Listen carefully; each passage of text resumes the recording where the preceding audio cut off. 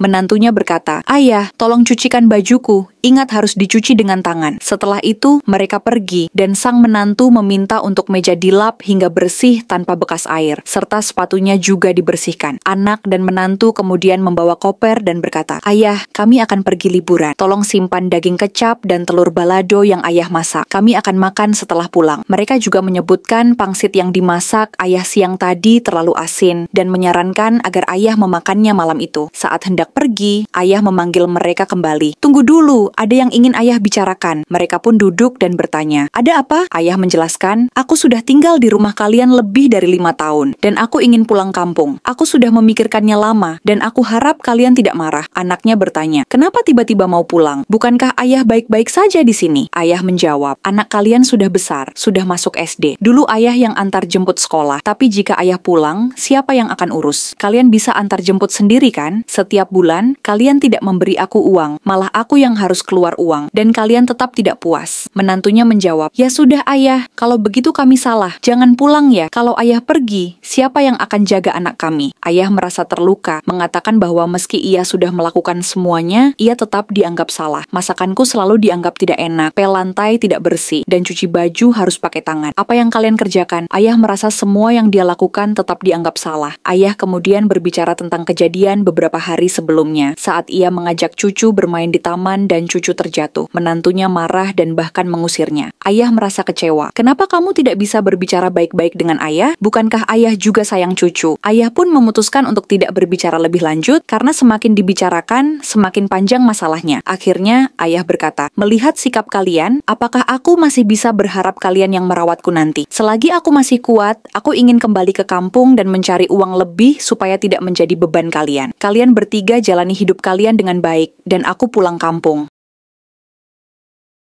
Seorang ayah dan ibu datang ke rumah anak mereka. Sang menantu membuka pintu dan menyapa, "Ayah, ibu, kenapa datang?" Anak bertanya, "Bukankah kalian di kampung? Ada apa sampai datang ke kota?" "Begini," jawab orang tua itu, "beberapa waktu lalu ibumu jatuh di sawah dan kakinya patah. Aku bawa ke rumah sakit, tapi kita tidak punya uang, jadi terpaksa pinjam 2 juta dari tetangga. Kemarin dia datang menagih. Aku benar-benar tidak ada uang. Bisa nggak kamu bantu pinjamkan 2 juta? Nanti setelah panen, pasti aku kembalikan." Istrinya kesal dan pergi begitu saja. Anak menjawab, "Bukannya aku tidak mau membantu, tapi kalian lihat sendiri kan, semua uang di rumah ini dipegang istriku. Setiap bulan harus bayar cicilan rumah dan mobil. Tidak ada uang lebih. Lagi pula, kenapa tidak minta ke kakak atau adik saja? Mereka lebih mampu daripada aku. Adikku cuma numpang di rumah mertuanya, kakakku sudah sering bantu kami tiap bulan. Masa mau minta lagi, malu rasanya. Ayo, tunggu sebentar, aku akan bicarakan dengan istri," kata sang anak. Kemudian, sang anak bertanya pada istrinya, "Apa kita bisa pinjamkan uang ke orang tuaku? Ibuku sedang sakit." Istrinya menjawab, "Tidak ada. Kenapa nggak minta ke kakak dan adikmu? Keluargamu itu cuma bikin repot. Sekali dipinjam, pasti ada kedua kalinya. Gajimu aja nggak cukup untuk beli baju dan make up." Bilang ke mereka, "Jangan harap aku mau bantu." Dengan kesal, sang anak pergi menutup pintu. Ayah dan ibu menunggu di luar. Ketika sang anak keluar, ayahnya bertanya, "Ada apa, nak?" "Ibuku jatuh, kakinya patah, aku pinjam 2 juta dari tetangga, sekarang ditagih, aku benar-benar nggak ada uang. Bisa bantu nggak?" Jawab sang anak, "Minta saja ke anak yang kalian pungut, aku benar-benar nggak bisa." Setelah itu, ayah mendatangi anak angkatnya, dan anak angkatnya menyambutnya dengan ramah. "Kenapa nggak bilang dari awal? Ini, aku punya uang 20 juta, ambil saja." Ayahnya menolak, "Ambil saja, biar ada pegangan. Ibu sudah tua, harus tenang. Jangan sungkan minta uang ke aku." Anaknya menjelaskan, "Aku cuma berharap ayah ibu sehat dan bahagia." Ayah kemudian mengatakan, "Kami tahu kamu anak yang paling berbakti. Ini uang dari rumah yang sudah digusur di kampung. Kami dapat kompensasi dan ingin membaginya dengan 3 anak, tapi saat kami minta bantuan ke adikmu, malah kami diusir. Kami putuskan untuk memberikan uang ini padamu, anak angkat kami yang paling berbakti.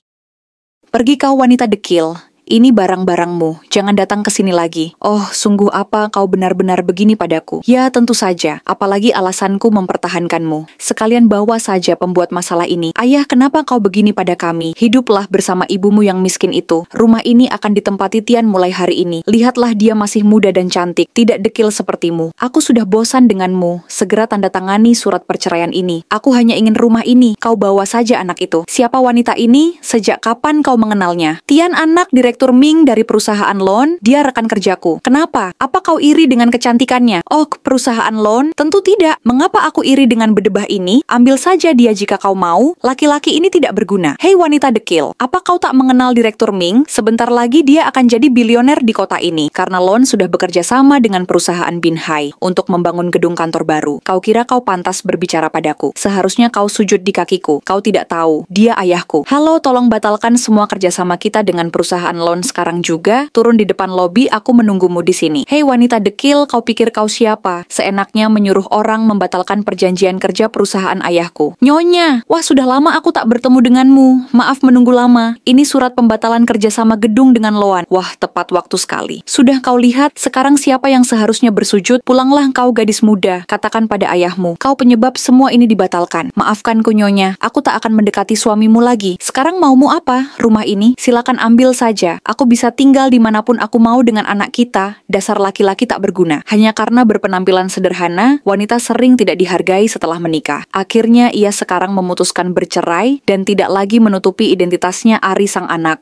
Saat mengantarkan makanan seorang anak, laki-laki tak sengaja menabrak ibu hamil dan suaminya. Keduanya kaget dan langsung bertegur sapa. Kenapa kau tak sekolah? Apa uangmu habis? Kenapa kau bekerja seperti ini? Sang istri bertanya. Sayang, apa kalian saling mengenal? Suaminya menjawab, iya dia anakku dari istri pertama. Kau seharusnya kuliah. Mengapa kau bekerja seperti ini? Apa nilaimu buruk? Jujur pada ayah. Aku lulus ujian tapi tunjukkan padaku surat penerimaanmu. Lihat nilaimu sangat bagus. Aku sudah mengirim semua uang kuliah untukmu. Kenapa aku tak menggunakannya? Uangnya ada pada nenek, aku tak berani memintanya, jadi aku memilih bekerja saja. Bagaimana dengan ibumu? Ibu sudah menikah lagi, nenek tak mengizinkan aku tinggal bersamanya lagi. Aku bahkan tak punya tempat tinggal lagi. Kenapa kau tak pernah mengatakan apapun padaku? Kenapa aku tak pernah mengabariku lagi? Maaf, aku tak berani. Ayah sudah punya keluarga baru. Aku tak ingin mengganggu kalian. Ya sudah, katakan berapa uang sekolahmu semester ini? 10 juta ayah. Sayang, tolong ambilkan kuncinya. Sang istri tak berkata apapun dan langsung pergi meninggalkan mereka berdua. Maafkan ibu tirimu, dia sedang hamil, sedikit sensitif. Ya sudah, ini ayah punya 5 juta, kau pakai dulu, sisanya akan aku transfer segera. Ayah, bolehkah aku nanti tinggal bersamamu? Maafkan aku, kau sudah melihatnya. Ibu tirimu akan segera melahirkan, sedikit tidak nyaman untuknya. Kau bisa tinggal di rumah nenek, rumah itu milik ayah, kau berhak di sana. Aku akan memberitahu nenek, aku tak akan membiarkan hidupmu susah. Aku tinggal di sini. Jika kau butuh apapun, segera katakan pada ayah. Tapi nenek sama sekali tidak peduli padaku dan berkali-kali mengusirku. Baiklah, aku akan menyewakan apartemen di dekat sekolahmu besok. Ayah, semua anak ditemani orang tuanya besok. Apakah ayah dan ibu tidak menginginkanku juga? Jangan berpikir begitu. Aku menyayangimu, namun ibu tirimu akan melahirkan. Dan ini sangat merepotkan. Maafkan ayah. Ternyata sang istri mendengarkan semua percakapan itu. Diam-diam ia justru menelpon sekretaris perusahaan untuk menarik sejumlah uang untuk melunasi biaya sekolah anak tirinya. Suaminya sangat kaget dan senang. Sang istri juga mengajak anak itu untuk tinggal bersama karena mereka punya banyak kamar di rumah. Ia akan menjadi seorang ibu, mana mungkin ia membiarkan dirinya bersenang-senang di atas penderitaan anaknya sendiri, walaupun ia bukan anak kandungnya. Menurutmu, apakah memang ada ibu tiri sebaik ini? Tulis di kolom komentar ya.